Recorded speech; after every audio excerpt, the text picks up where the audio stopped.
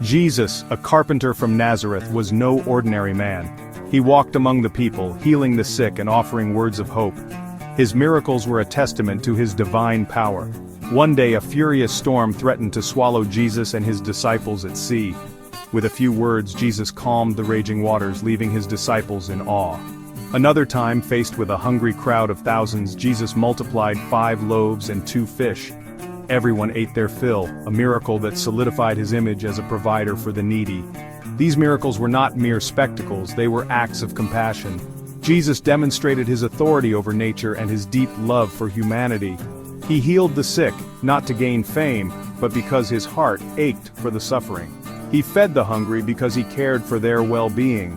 Through these acts of love and power, Jesus revealed himself as the Son of God, sent to redeem the world.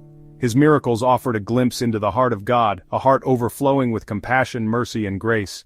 They served as a beacon of hope for the lost and a testament to the boundless power of faith.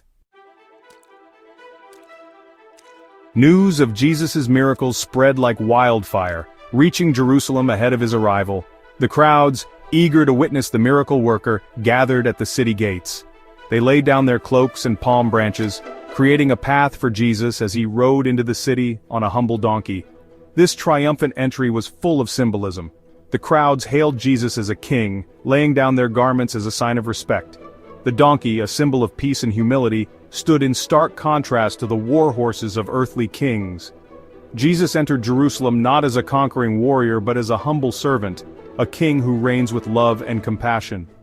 Later that week, Jesus shared a final meal with his disciples. This Last Supper was a somber affair, tinged with the knowledge that their time together was coming to an end.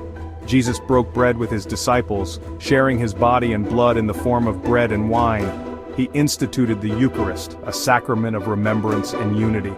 The Last Supper was a poignant reminder of Jesus' sacrifice and his unwavering love for his followers.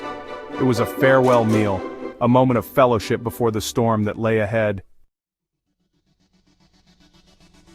The night of the Last Supper, Jesus retreated to the Garden of Gethsemane to pray. It was there that Judas Iscariot, one of Jesus' own disciples, betrayed him. Lured by greed, Judas led the temple guards to Jesus, identifying him with a kiss. Jesus was arrested and subjected to a series of sham trials. He was falsely accused of blasphemy and sedition. Despite the lack of evidence, the Roman governor, Pontius Pilate, succumbed to the pressure of the crowd and condemned Jesus to death. Jesus, innocent and blameless, was sentenced to crucifixion, a brutal form of capital punishment. He was forced to carry his own cross through the streets of Jerusalem, mocked and ridiculed by the crowds. On a hill called Golgotha, Jesus was nailed to the cross, his hands and feet pierced with iron spikes. The sky darkened as Jesus breathed his last, a testament to the weight of sin he bore. His death on the cross was a sacrifice of unimaginable love, a ransom for the sins of all humanity. After his crucifixion, Jesus' body was laid in a tomb, sealed with a large stone. Guards were posted to prevent anyone from stealing the body. But on the third day, something miraculous happened. Early Sunday morning, Mary Magdalene and other women went to the tomb, carrying spices to anoint Jesus' body. To their astonishment, the stone had been rolled away, and the tomb was empty. An angel appeared to them proclaiming, "He is not here. He has risen just as he said." The resurrection of Jesus Christ is the cornerstone of the Christian faith.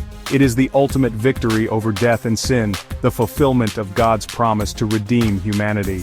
Jesus' resurrection offers hope to the hopeless, assurance to the doubtful, and life to the dead.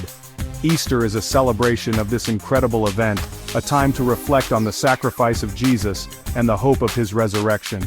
It is a reminder that death does not have the final say, that love conquers all, and that through faith in Jesus Christ, we too can share in his victory over death and experience eternal life.